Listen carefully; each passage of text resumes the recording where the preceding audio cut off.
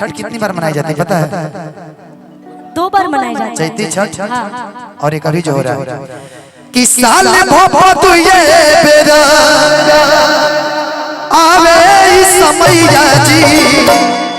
ए सोना आजा दुबई से घर कि छठी घाट दौड़ा असो लेके चली सैया जी।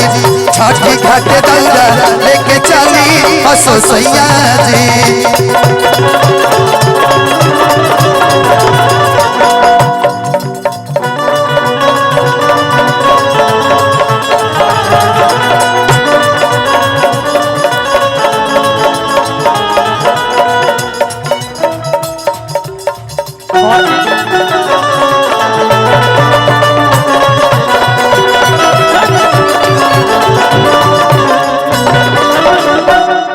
गंगा के तीरे खूबे जुटेला जमात हो कि देवे खातिया रख छठी माई के घाट हो कि खुशी धनंजय होई का हरे रुपया के कमैया जी।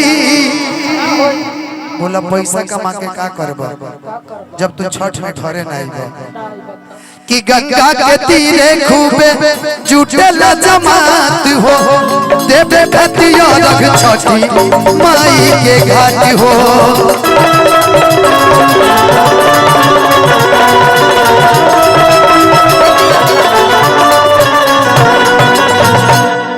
कि सदमा धनंजय होई का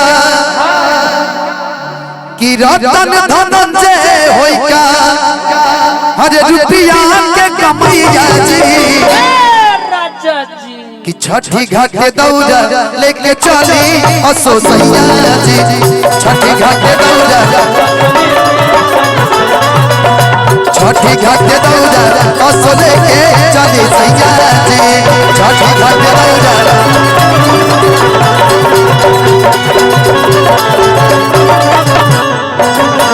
क्या बात है भैया, मेरा स्केल लगा दीजिए तो भैया की जय।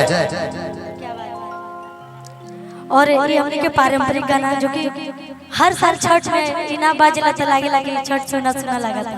कौन गाना जी? कि जोड़े जोड़े फलावा सूरज देव घटावा देवई चढ़ावेलियो जल बीचे खड़ा होई दर्शन ला आसरा लगावेलियो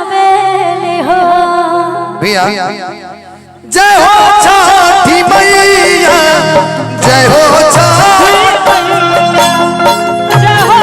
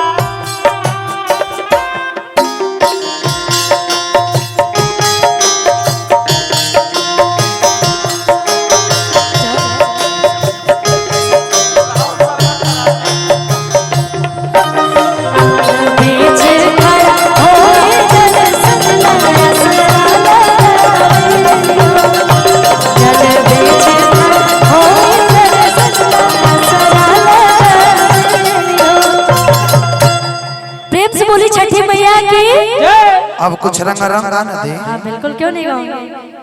और